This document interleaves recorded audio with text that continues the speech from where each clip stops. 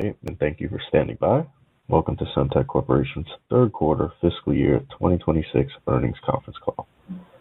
At this time, all participants are in a listen-only mode. Following our prepared remarks, there will be a question and answer session. Please be advised that today's conference call is being recorded. I would now like to hand the call over to Mitch Hawes, Senior Vice President of Investor Relations for Semtech. Thank you. Please go ahead. Thank you and welcome to Semtech's third quarter 2026 financial results conference call. Participants on today's call are Hong Ho, our President and Chief Executive Officer, and Mark Lin, our Executive Vice President and Chief Financial Officer. But before we begin, I would like to highlight upcoming investor events, including the UBS Technology Conference on December 2nd and 3rd, the Consumer Electronics Show on January 6th through the 9th, and the Needham Growth Conference on January 13th through the 14th. Today, after market close, we released our unaudited results for the third quarter of fiscal year 2026, which are posted, along with an earnings call presentation, to our investor relations website at investors.semtech.com. Today's call will include various remarks about future expectations, plans, and prospects, which comprise forward-looking statements. Please refer to today's press release and see slide 2 of the earnings presentation, as well as the risk factors section of our most recent annual report on Form 10-K, for a number of risk factors that could cause our actual results and events to differ materially from those anticipated or projected on today's call. You should consider these risk factors in conjunction with our forward-looking statements. We will refer primarily to non-GAAP financial measures during today's call. Please see today's press release and slide 3 of the earnings presentation for important information regarding notes on our non-GAAP financial presentation. The press release and earnings presentation also include reconciliations of our GAAP and non-GAAP financial measures. With that, I will turn the call over to Hong. Thank you, Mitch. Good afternoon to all of you joining the call today. The Semtech team made solid progress again this quarter, driving strong sequential and year-over-year revenue and earnings growth, aligning our data center roadmap to capture major growth and design win opportunities ahead. Further strengthening our financial profile, all while executing on the R&D roadmap and portfolio expansions that we believe establish a foundation for growth. Looking at Q3, net sales were $267 million, up 4% sequentially and up 13% year-over-year, driven by the momentum of a data center and a LoRa portfolio. Adjusted operating margins grew 180 basis points sequentially and 230 basis points year-over-year. Adjusted diluted earnings per share were 48 cents, up 17% sequentially and 85% year-over-year. Again, this quarter, the core assets we have delineated, namely data center, LoRa, and PerSe, together strongly contributed to our revenue growth. We continue leveraging our R&D resources to expand our portfolio, including in LoRa with multiple protocol integration, showcasing YSAN and LoRaWAN synergy for smart infrastructure, and the new TIA and driver building blocks that establish a new performance standards for 1.6T multi-mode optical transceivers in AI data centers. In addition to our strong financial performance, we further optimized our capital structure with a successful convertible offering. The collective actions taken over the past few quarters have provided Semtech significant balance sheet flexibility, resulting in nominal interest expenses and a much improved cash flow generation. This improved financial position allows us to accelerate investment in our core technologies. Finally, portfolio optimization remains a key focus. At the beginning of our fourth quarter, we completed the acquisition of the force sensing business, including its technology, products, and key employees from Qorvo. By leveraging Semtech's customer penetration, global sales and support network, and our existing capacitive sensing product portfolio, we expect to accelerate the proliferation of the advanced force-sensing human-machine interface solutions and MEMS sensors by targeting leading computing, smartphone, wearable, and automotive applications. In addition, we are making solid progress on the divestiture of non-core assets. With our new financial advisor, we have engaged in diligence conversations with a number of interested parties, which has generated multiple indications of interest. We believe this asset represents a very compelling synergistic value to these potential acquirers. Now, let me move the discussion to our end markets. For Q3, infrastructure net sales were $77.9 million, up 6% sequentially and up 18% year over year, strongly supported by our data center business. Net sales for data center were a record $56.2 million, up 8% sequentially and up 30% year over year, benefiting from strong demand for our broad portfolio, including our market-leading fiber edge TIAs, whose net sales set another record. Moving into Q4 and the next fiscal year, we expect an acceleration of sequential and a year-over-year growth for our data center business. This conviction is supported by our expectation of continued increases in AI CapEx, expanding customer engagement, and a strong demand pipeline for our high-performance, low-power solutions, including incremental contributions from linear pluggable optics, our LPO, and the copper edge linear equalizers. We believe our low-power analog solutions are a core enabler for making next-generation data center infrastructure scalable at 800 gig and 1.6T. With a hyperscale and AI data centers capacity measured on electric consumption, every incremental watt saved in networking connectivity multiplied by tens of millions of ports will enable a meaningful increase in compute capacity. By delivering best-in-class efficiency and signal integrity at the physical layer, analog solutions give cloud and AI operators the flexibility to adopt new 1.6T based topologies, whether that is the higher density switches, new optics architectures, or more disaggregated racks, while staying within strict power, thermal, and transmission latency envelopes. To support data center build-outs, we are seeing broad-based demand acceleration, supported by customer forecasts for 800 gig TIAs through 2026. Beyond 800 gig, we are actively supporting a wide range of customers on their 1.6T transceiver designs and deployment with both TIAs and drivers, and we expect 1.6T volume ramps to begin early in calendar year 2026 and grow concurrent with the deployment of 1.6T switches.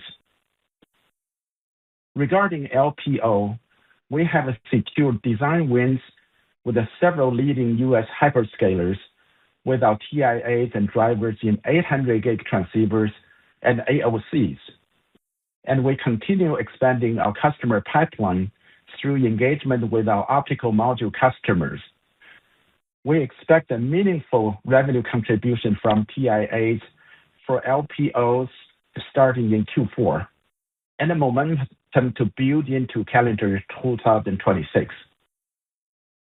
In parallel, we are accelerating our R&D roadmap and targeting initial sampling of 1.6T LPO drivers and TIAs before year-end.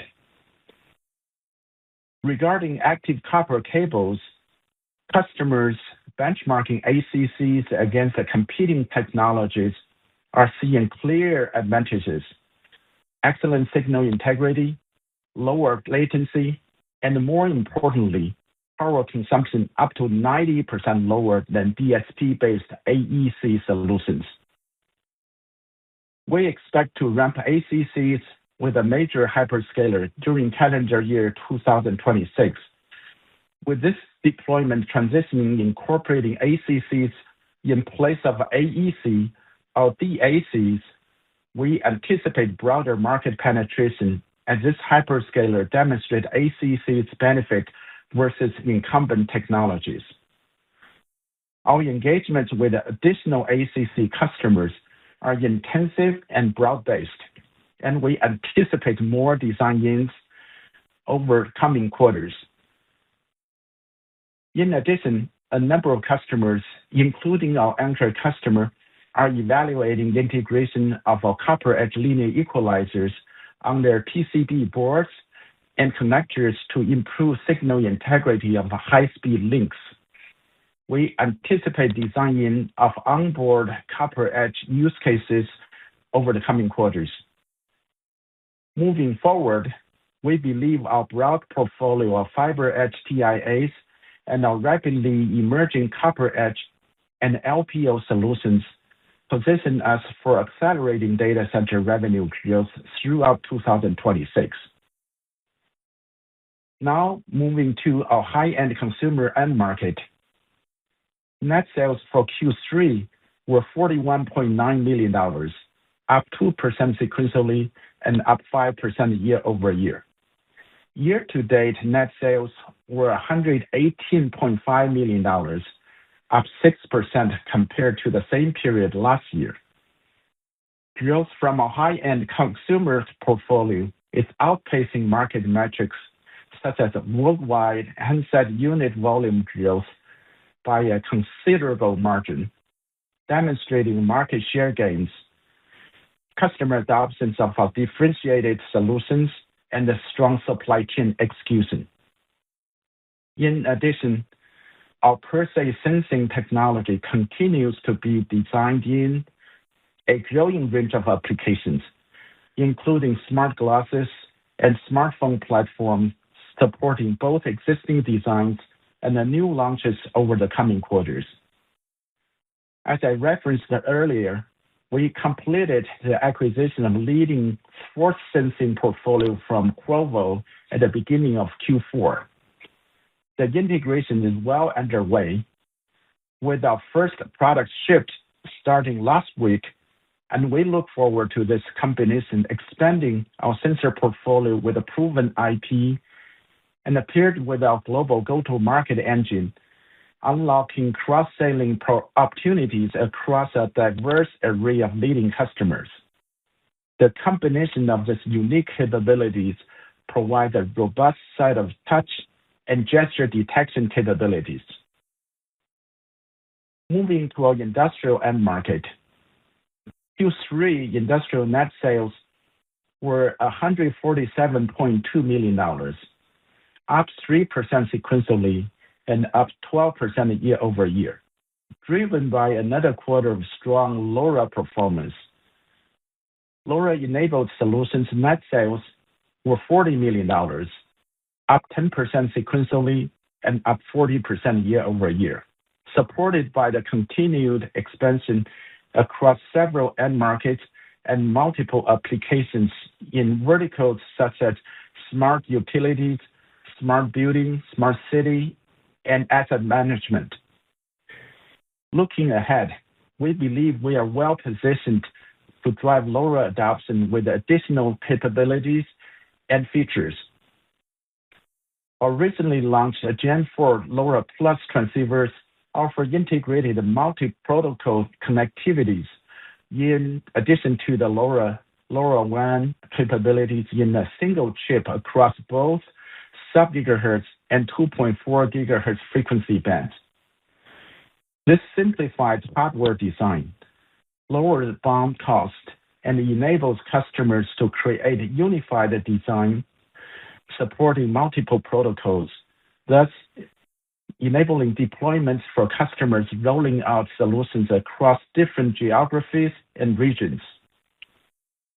The LoRa Plus transceivers now deliver data rates of up to 2.6 megabit per second on both sub-gigahertz and 2.6 gigahertz band.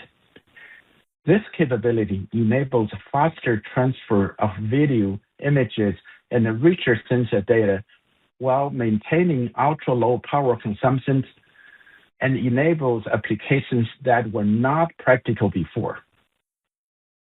We're also continuing to see good traction in commercial drones.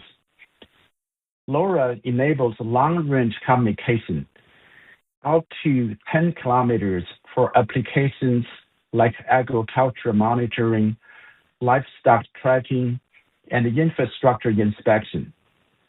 With Gen 4's higher data rate, drones can now transmit images and sensor data in real time while covering larger areas efficiently.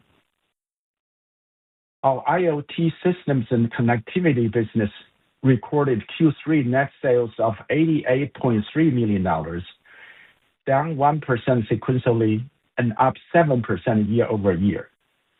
We see strong design win momentum as the IoT transitions from 4G to 5G, leveraging our market leadership. As of this quarter, we have completed all the necessary certifications for our 5G RedCap modules, and the products are now commercially available. The business pipeline continues to be strong thanks to the broader market recovery and the favorable geopolitical environment for this business.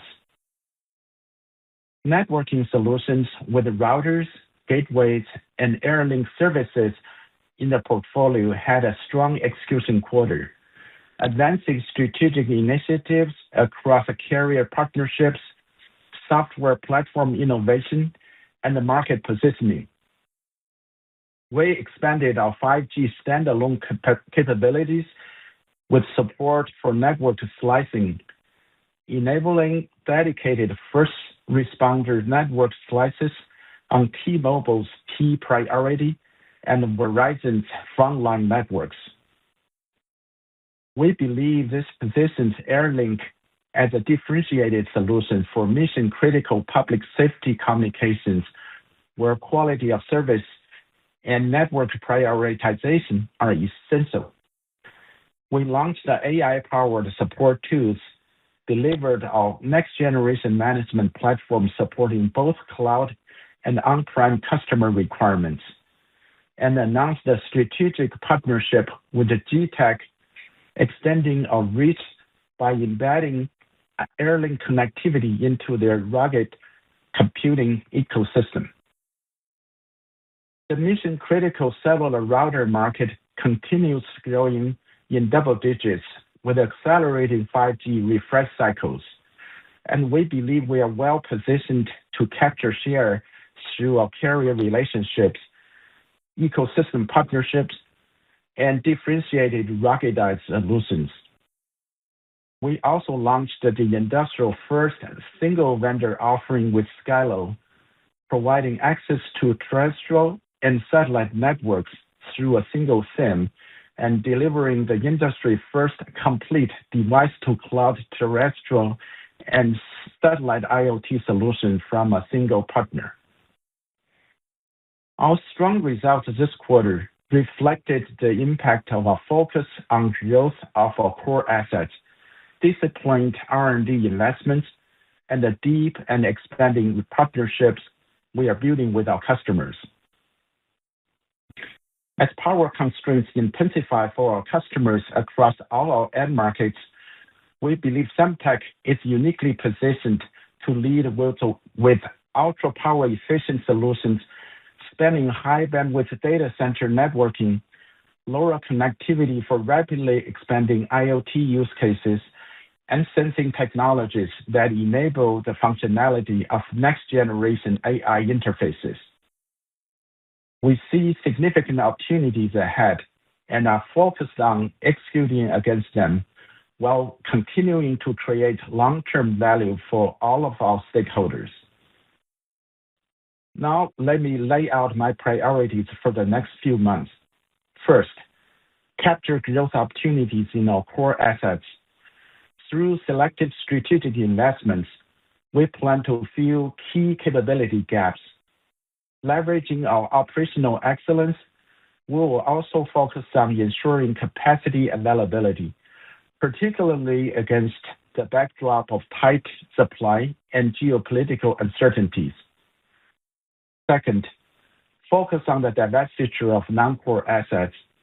This will help address margin disparities and enable us to focus fully on our core business priorities. Third, strengthen our winning culture and elevating our company mindset to work great is a new normal. In the year of Semtech Rising, we fixed the balance sheet, aligned our core portfolio with market growth drivers, and built a strong foundation of winning culture. Building on the momentum of these successes, we are now embarking on the journey of Semtech transforming, paving the way towards Semtech excelling, and solidify our position as a global leader in enabling next-generation data center, LoRa-based IoT, and our expanded sensing portfolio. With that, I will now turn the call over to Mark for additional details on our financial results and our outlook for the fourth quarter of FY26. Thank you, Hong. For Q3, we recorded our seventh consecutive quarter of net sales growth, with record net sales of $267 million, above the midpoint of our outlook, and up 13% year over year. Net sales trends by end market, reportable segment, and geographic region are included in the accompanying earnings presentation. Adjusted gross margin was 53.0% at the midpoint of our outlook. Total semiconductor products gross margin was 61.3%, up sequentially from 60.7% and up year over year from 59.9%. Total semiconductor products gross margin reflects meaningful sequential and year-over-year net sales gains in data center and LoRa. IoT systems and connectivity gross margin was reflective of mix related to net sales growth in cellular modules, with Q3 at 36.6% compared to 39.5% in Q2 and 41% in the prior year period. Adjusted net operating expenses were $86.5 million, below the midpoint of our guidance range, benefiting from prudent cost control and a relatively stronger U.S. dollar. Adjusted operating income was $54.9 million, up 13% sequentially and up 26% year over year, resulting in an adjusted operating margin of 20.6%, up 180 basis points sequentially and up 230 basis points year over year. Adjusted EBITDA was $62.7 million, up 11% sequentially and up 23% year over year. Adjusted EBITDA margin was 23.5%, up 160 basis points sequentially and up 190 basis points year over year. Adjusted net interest expense was $2.5 million, down 86% year over year. The capital structure changes completed in October were in effect for only 2 weeks of the quarter, so the bulk of the benefit will be realized starting in Q4. To summarize these changes, we issued a $402.5 million convertible note, inclusive of the greenshoe, due November 2030, with a coupon of 0% and a conversion premium of 42.5%. Along with the offering, we entered into cap calls, which increased the conversion premium to 100%. As such, until we reach the effective conversion stock price of $141.82, the 2030 note will not factor into non-GAAP dilution, and of course, no cash interest is due on the note. Net proceeds from the 2030 note, along with the issuance of 5.3 million shares and $3.5 million in balance sheet cash, were used to fully retire our 2028 notes with a coupon of 4%, and about $219 million of the 2027 notes with a coupon of 1.625%. We also fully repaid our term loan, for which we were incurring cash interest at about 5.8%. Our debt currently consists of $402.5 million of the 2030 notes and $100.5 million of the 2027 notes. Currently, annualized interest expense is under $3 million, compared to $75 million for the third quarter of last year. Our significantly reduced cash burden from interest allows us to continue our acceleration of investments in strategic, high-growth areas of our business while driving earnings growth and positive cash flow. We were well-positioned for the Force Sensing portfolio acquisition, which closed at the beginning of Q4, and which we expect will integrate very well into our sensing portfolio. Other net non-operating expenses were $0.4 million, primarily from foreign exchange revaluation losses. We recorded adjusted diluted earnings per share of 48 cents, up 17% sequentially from 41 cents and up 85% from 26 cents recorded a year ago. Our income statement results have translated to strengthening cash flow. Operating cash flow for Q3 was $47.5 million, sequentially up 7% from $44.4 million and up 60% from $29.6 million a year ago. Free cash flow for Q3 was $44.6 million, sequentially up 8% from $41.5 million and up 53% from $29.1 million a year ago. We ended Q3 with a cash and cash equivalents balance of $164.7 million. At the end of Q3, net debt sequentially decreased $20.8 million to $338.3 million. Along with debt reduction, strong business performance contributed to an adjusted net leverage ratio of 1.5 as of the close of Q3, down sequentially from 1.6 and down year over year from 7.2. Now, turning to our fourth quarter outlook. We currently expect net sales of $273 million, plus or minus $5 million, up 9% year over year at the midpoint. We expect net sales from our infrastructure end market to increase sequentially, supported by projected sequential data center growth of approximately 10%. We expect net sales from our high-end consumer end market to decrease about 3% sequentially. Typical seasonality in this end market is expected to be partially offset primarily by market share gains, but also from projected contributions from the newly acquired Force Sensing portfolio. We expect net sales from our industrial end market to be about flat, with lower decreases offset by growth in IoT systems and connectivity. Based on expected product mix and net sales levels, we expect adjusted gross margin to be 51.2%, plus or minus 50 basis points. Our consolidated adjusted gross margin outlook reflects sequential mix changes in the industrial end market. We project strong net sales growth from cellular modules, which are part of our IoT systems and connectivity business, with gross margins that are considerably below the corporate average. Lower net sales, with gross margins considerably above the corporate average, are expected at about the midpoint of the $30 to $40 million range we provided during last quarter's call. That said, our gross margin outlook for our total semiconductor products is expected to be 60.5%, plus or minus 50 basis points, up 220 basis points year over year at the midpoint, and incorporates our projections of data center net sales growth. Adjusted net operating expenses are expected to be $91.2 million, plus or minus $1 million, resulting in adjusted operating margin at the midpoint of 17.8%. Included in the higher fourth quarter adjusted operating expense outlook are R&D costs associated with the addition of the Force Sensing business, along with increased investment in support of our growing data center portfolio. We have demonstrated strong returns on our R&D investment and expect incremental returns from our future investments. Adjusted EBITDA is expected to be $56 million, plus or minus $3 million, resulting in adjusted EBITDA margin at the midpoint of 20.5%. We expect adjusted interest and other expense net to be approximately $500,000. We expect an adjusted normalized income tax rate of 15%, consistent with Q3. These amounts are expected to result in adjusted diluted earnings per share of 43 cents, plus or minus 3 cents, based on a weighted average share count of 95.7 million shares.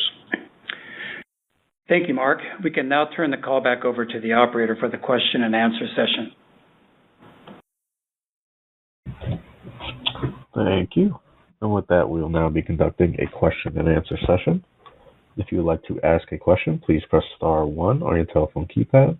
The confirmation tone will indicate that your question is in the queue. You may press star 2 to remove yourself from the queue. For participants using speaker equipment, it may be necessary to pick up the handset before pressing the star keys. One moment while we poll for questions.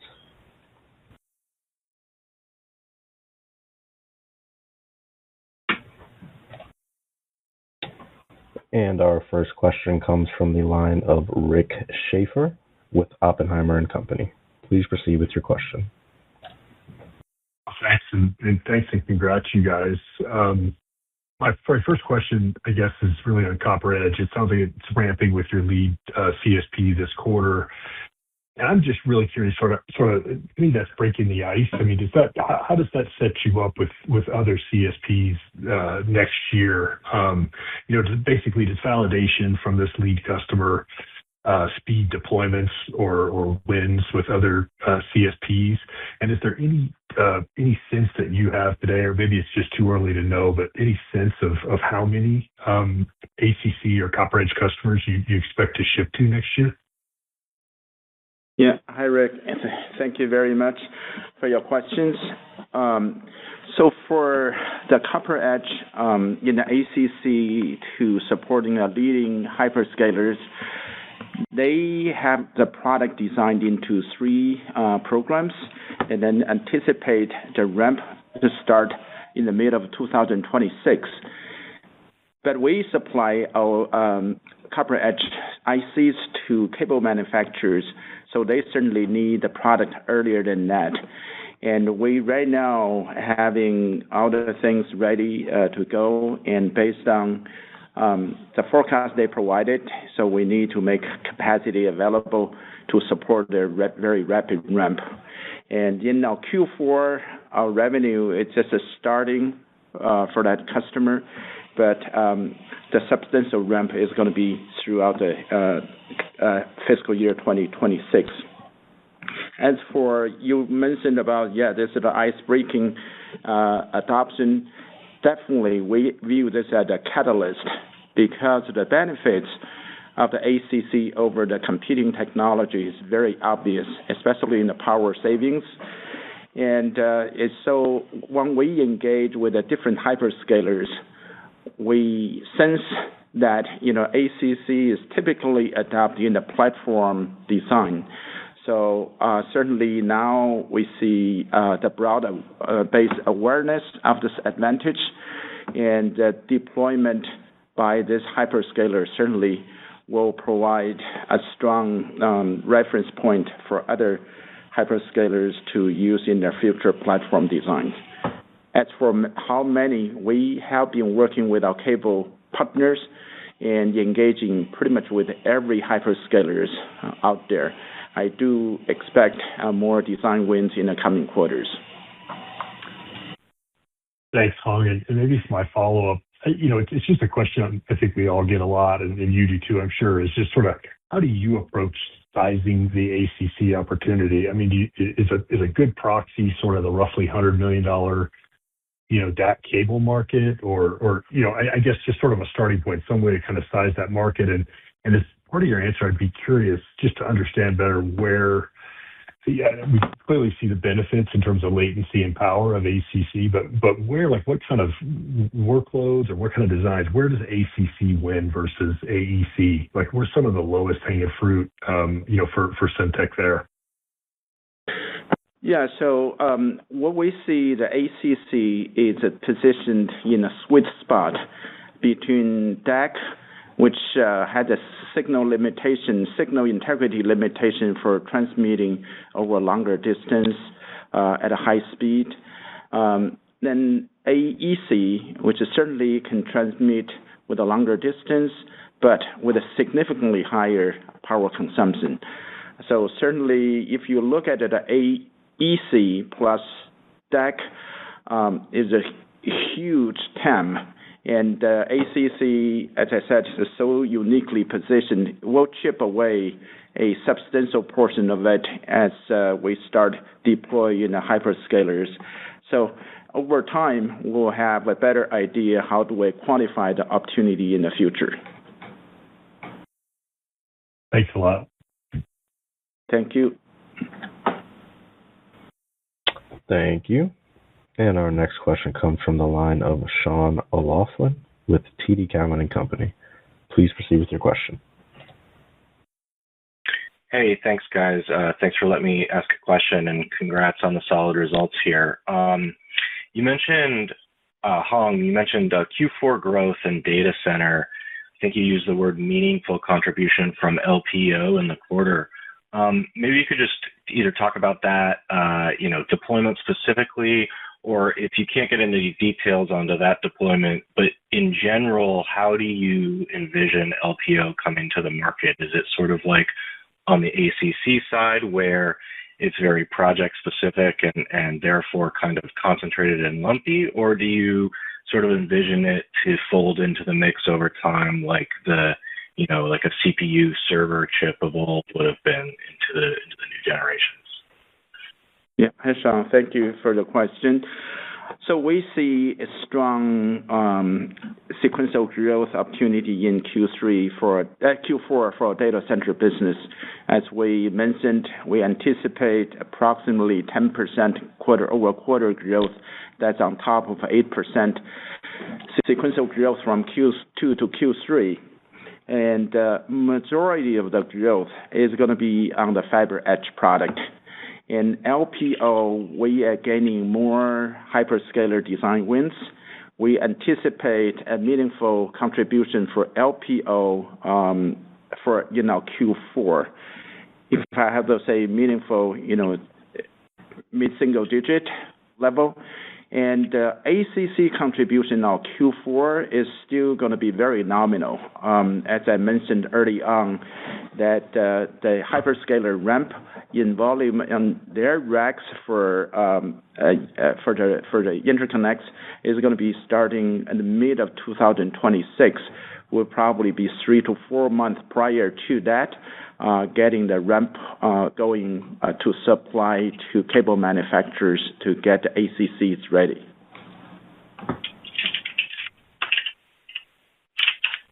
Great, thanks for that, Hong. And then I just had a quick question for Mark on the gross margin side in Q4. Understood on the mix shift within IoT. I guess sort of two questions around that. Is this sort of a permanent mix shift that you're anticipating, or is this just sort of a temporary, LoRa was strong in Q3, going to dip a little bit in Q4, and so that'll balance out, longer term. And then, I guess maybe this part is, I don't know if this is a soft question or a Mark question, but one of the suppliers on the foundry side in your space talked about, some significant CapEx that they were anticipating on the silicon photonics, but especially the silicon germanium side. And just wondering if you anticipate any sort of headwinds on that side as, as you mentioned, the entire market goes through a bit of a capacity constraint environment here. Yeah, thanks for your question, Sean. Let me try to address gross margin first and clarify there. On the positive side, semiconductor gross margins driven by data center and LoRa was 61.4% in Q3, up 140 basis points year over year, up 60 basis points quarter over quarter. SIP gross margin, signal integrity products, which encompasses data center, it was the gross margin for Q3 was 65.1%, up 270 basis points quarter over quarter, 200 basis points year over year. And the reason I'm providing these statistics is, what we've delineated as our core portfolio, right, of data center, LoRa, and per se, those are our faster growing markets. And those gross margins, hopefully you can see, are above the corporate gross margin averages. So as those businesses, we believe, will continue to ramp, we believe they'll be accretive to gross margins. On the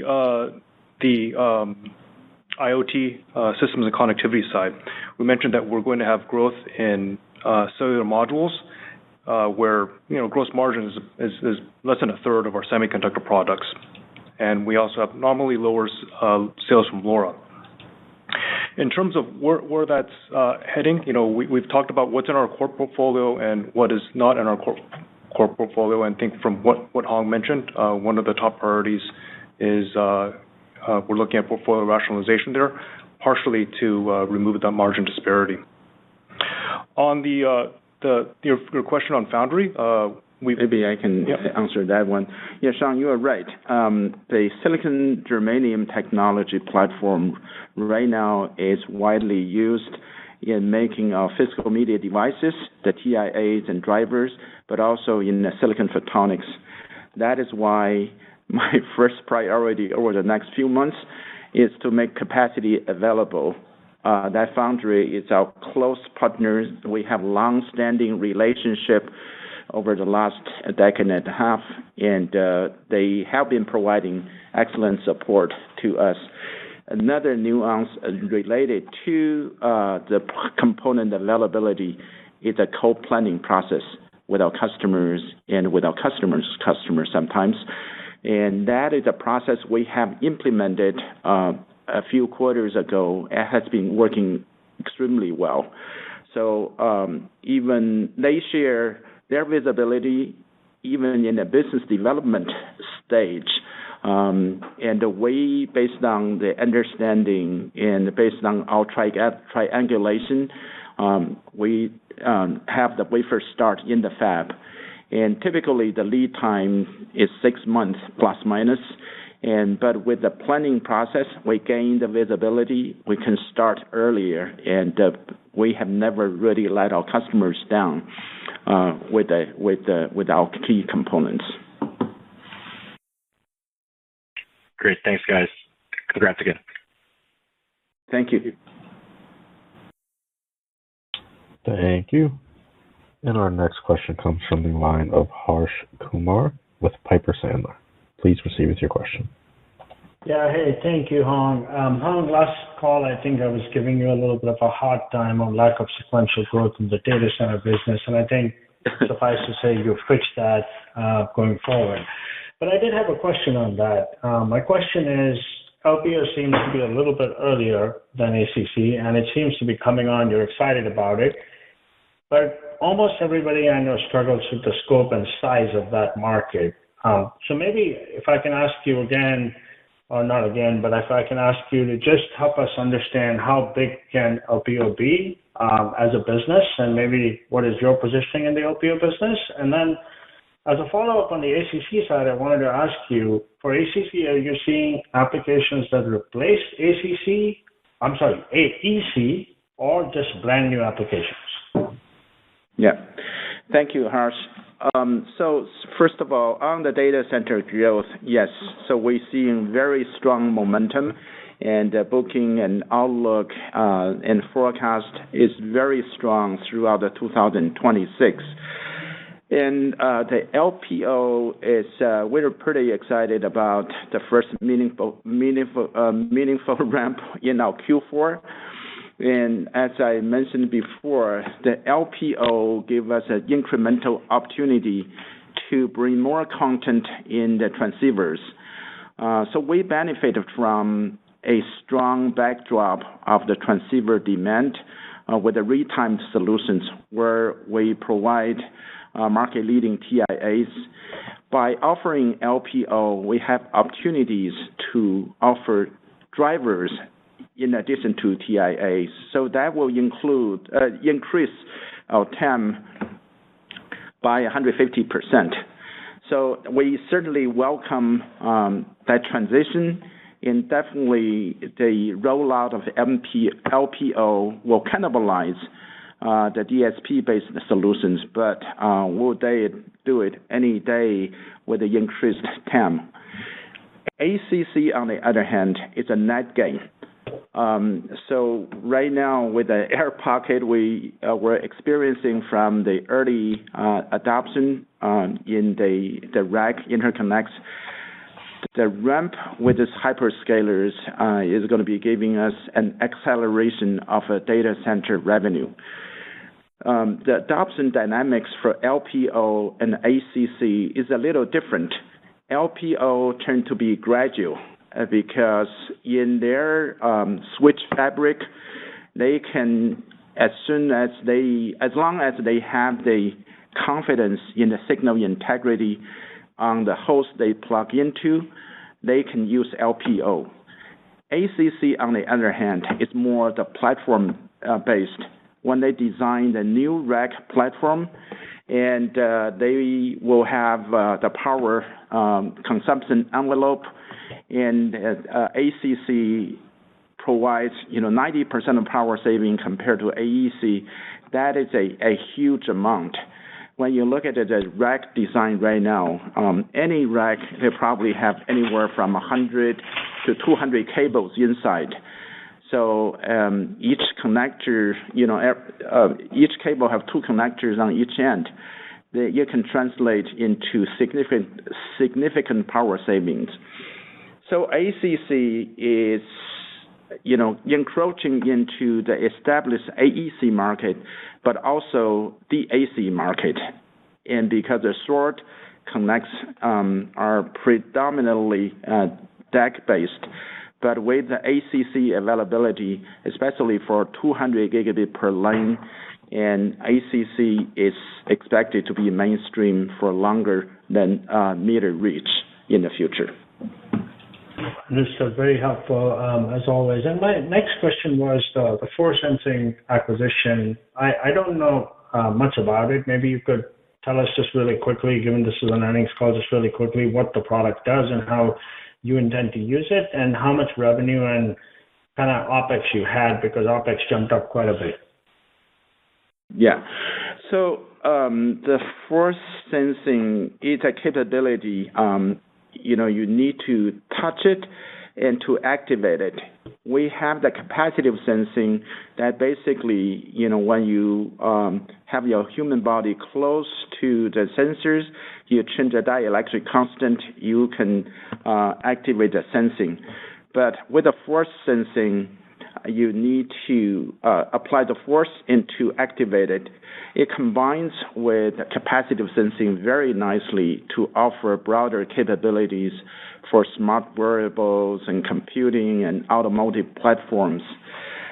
The asset we acquired from Qorvo was originally as a company called Next Input. They were founded in 2012. And about 4.5 years ago, it was acquired by Qorvo. And the technology is very differentiating. They have over 175 patents issued and under applications. When we were looking at how to grow the core asset and how do we fill the gaps in capabilities, the force sensing was on our roadmap. And just optimistically, we found this asset available. So we got them acquired and got them nicely integrated. The acquisition happened slightly less than a month ago, but as I mentioned, the integration already been very successful. So we made the first shipment of the product with our fulfillment infrastructure last week. As for the incremental R&D increase, it's still a lot better to buy this asset than otherwise internally investing. And so it's largely a technology tucked in. The revenue contribution at this point is immaterial, but we do project a very healthy synergy and a very healthy contribution of this technology and asset to our future revenue. And Harsh, just to double click on OpEx, while there is incremental OpEx from our sensing portfolio, including this force sensing product, we're also increasing R&D and data center. So the areas where we're investing, the core areas and these core assets isn't changing. And we've been able to deliver some pretty good returns in data center, LoRa, and sensing with some nominal increases in OpEx. We expect to be doing the same in Q4. Thank you so much.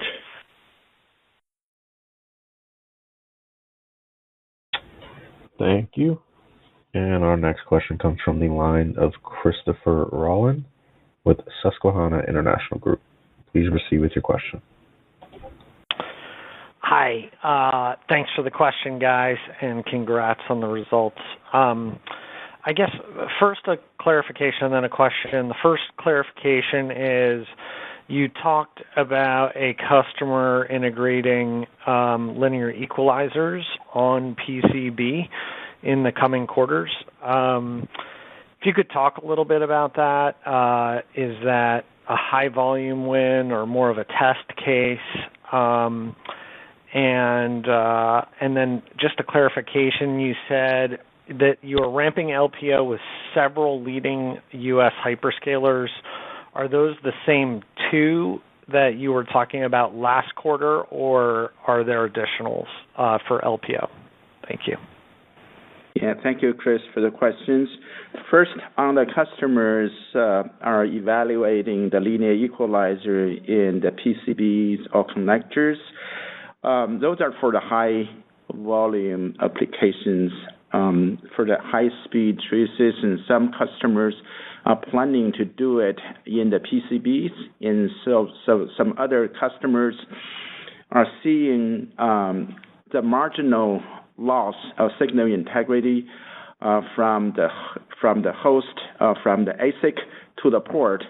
So they're evaluating to use the linear equalizer to bridge the signal integrity. And it's pretty exciting. So there's a pretty broad-based and more than 3-4 customers on those type of applications. As for the LPOs, we stopped counting how many hyperscalers are planning to use it. I would say at this point, the conversation almost saying, when I was talking to the teams and when I was engaging with our customers, doing the optical modules, the CIOE in Shenzhen and ECOC in Copenhagen, and we were joking, is more like who are not planning of using LPO and why. So I would say this technology at this point is not if, but more like a when and what platform they're going to be using it. And we're really excited about the Q4 mark, the starting point of the ramp, but we do expect acceleration throughout 2026. That's fantastic, Hong. And then secondly, I'll leave it up to you, a dealer's choice. Either PON in China and when we should get confirmed tenders and what you're hearing there, or LoRa, kind of your outlook there. It seems like this Gen 4 has some new use cases, which is pretty cool. You can answer either or both.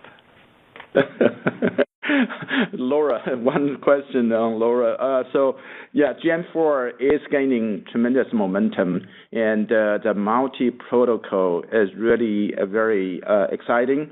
So we plan to provide SDK and software stack to enable YSAN first, and to enable a security application combined with a LoRaWAN. Thank you. Very cool. Thank you. Thank you. And our next question comes from the line of Tim Arcuri with UBS. Please proceed with your question. Thanks a lot. Hong, your tone on divestiture has definitely changed versus what it was 3 or so months ago. It was sort of put on hold a little bit, and now it sounds like you have another advisor, and you have some folks who are interested. And so can you just, what changed, and was it you weren't getting the price you wanted, and now these buyers are more interested in engaging at a price that you're happy with? What can you just walk through the evolution of what sort of changed there, and maybe how close are you to you think executing something? Thank you for the question, Tim. So the simple answer is nothing has changed. So this time around, we definitely have more dedicated mind share from the potential acquirers, and because the geopolitical situation is a little bit more settled, and also they're seeing some of the tailwinds playing into the reality, into the new business opportunities, the backlog, and also with projected Q4 sequential growth. So, to the right acquirers, this really representing a pretty significant synergistic value to them. And as for the timing, we really cannot predict, but rest assured, this is my top priority. Okay, and then just on the rack. So it sounds, it sounds like you're semi-promising Kyber in 2027. And I just want to make sure, do you have a lot of visibility on that? Just given what happened this year with the Blackwell racks, I just want to talk through how much confidence that you actually have on that you would be ramping on Kyber in 27, because it does sound like you're kind of semi-promising that. Thanks. Tim, I would shy away from the specific platform, but to go back to the fundamentals. So there's really not a lot of different ways to improve the signal integrity, especially when you get a high-speed signal launched into very thin metal trace. So you're going to lose the signal strength, you're going to distort the signal, and you need to condition it. And there's no better or more seamless way than getting linear equalizer integrated on the board. If they have other ways to do it, they would do it as well. So that's the fundamental belief. And and that's the use cases we've seen with the multiple customers who are interested in incorporating linear equalizer on PCBs. Okay, thank you.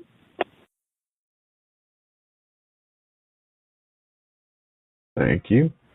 And our next question comes from the line of Tore Svanberg with Stifel. Please proceed with your question. Yes, thank you, Hong. Thank you, Mark. Hong, my first question is on ACC. You mentioned the 3 programs there with the lead customer ramping in 26. I know you can't talk about specifics, but could you at least confirm that all 3 programs are either cable or PCB board, and are they all based on the same speeds? And if so, what are the speeds? Hey, Tori, thank you for the question. All 3 programs are for 200 gigabit per second trace, and they are all in the cable forms. These 3 programs, and none of them are the chip on board. Yeah, thank you for confirming that. And that's my follow-up. And sort of back to the Sierra Wireless gross margins, they've been under quite a bit of pressure. I mean, I understand the mix of modules versus services and so on and so forth, but we're also hearing about component costs going up, whether it's memory or modem chips or anything like that. So how should we think about that gross margin, not just next quarter, but over the next few quarters? Yeah. So, Mark, you want to? Yeah. So on the gross margin for the ISC business, so you mentioned memory. Maybe I'll just get to the point. In terms of, let's say, inflationary costs on the BOM, we're not experiencing that, especially in memory. We have a few choices there in terms of suppliers. So in there, for ISC, it really is mix. That's the primary driver of gross margins. As cellular modules, as a higher percentage, the gross margin goes down. And, if we have more in terms of services or our router business, the gross margin of that business goes up. But at this point, as we're guiding next quarter, we're seeing really, really strong orders and expectations for customer delivery ramps into Q4. So, Mark, this is basically 5G modules that are ramping this quarter, and because they're lower margin than services and software, that's basically what's weighing on it. That's right, but it's okay. Both 4G and 5G. But of course, 5G is definitely a tailwind. Correct. Yeah. Great. Thank you very much. Congrats. Thank you. Thank you. And our next question comes from the line of Quinn Bolton with Needham & Company. Please proceed with your question.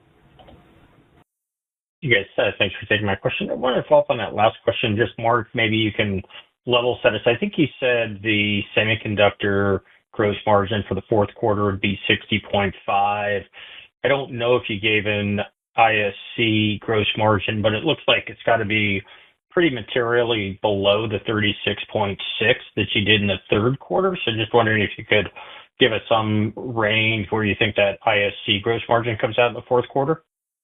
Yeah, at this point, I'll just say that the ISC gross margin will be lower, primarily due to the drivers we talked about with cellular modules.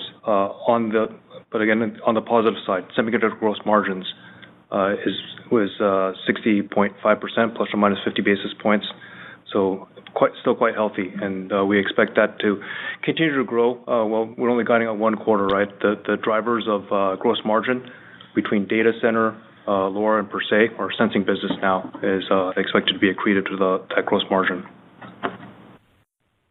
Got it. And then I'm not sure if it's for Mark or Hong. It does sound like you may be getting closer to a potential divestiture based on your comments in the script.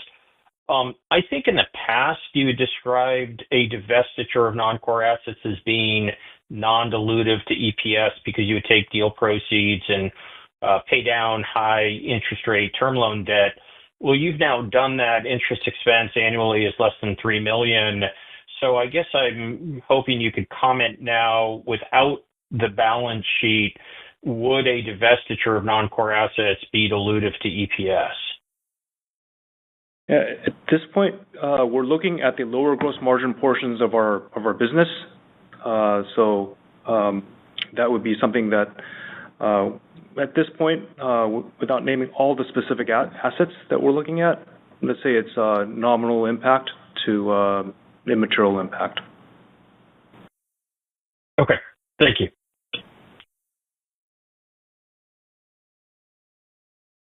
Thank you. And our final question comes from the line of Cody Acree with The Benchmark Company. Please proceed with your question.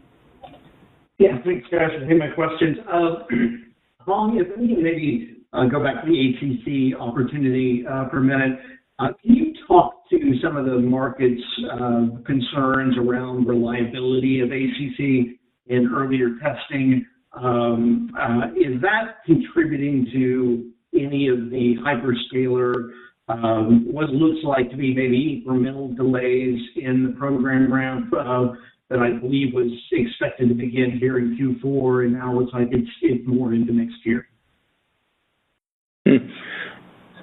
Cody, yeah, thanks for the question. I'm not aware of any reliability you were mentioning about the ACC. So there's some chattering, like this is more like a couple years ago by not really the players no longer active in the industry, and there's some false start, but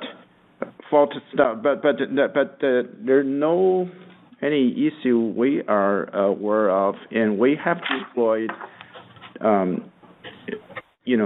significant amount of ACCs in the industry.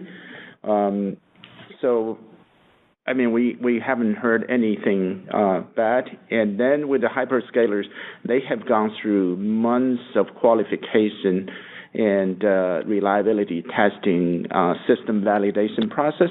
They're very careful and they're very technically capable. We haven't heard anything, any concern about that. All right, great. Thanks for that clarification. Can we go back to your discussion of ensuring capacity availability? Can you just talk about some of the strategies that you might be able to employ specifically on the wafer side you mentioned earlier? Yeah, so, we talk about silicon photonics, silicon germanium semiconductor platform to support silicon photonics and also our PMD physical media devices. And there are more than one fab, one locations, and we try to make more capacity available by engaging and qualifying manufacturing from other sites and other countries. So that not only unlocks some additional opportunity capacities, but also make it more robust from the geopolitical point of view. So that's what I mean. That's the focus for the near term. Would you look at anything like dedicated capacity commitment or investment on your part? So the capacity, certainly we have been increasing the CapEx investment in the back end, for example, testing. But for the foundry capacity, we are primarily working with our partners to qualify their foundry from different locations. All right, great. Thank you, guys. Thank you. Thank you, Cody. Thank you. And with that, there are no further questions at this time. I would like to turn the call back over to Mitch Haws for closing remarks. That concludes today's call. Thanks to all of you for joining us today. We look forward to seeing you at various investor events over the coming weeks.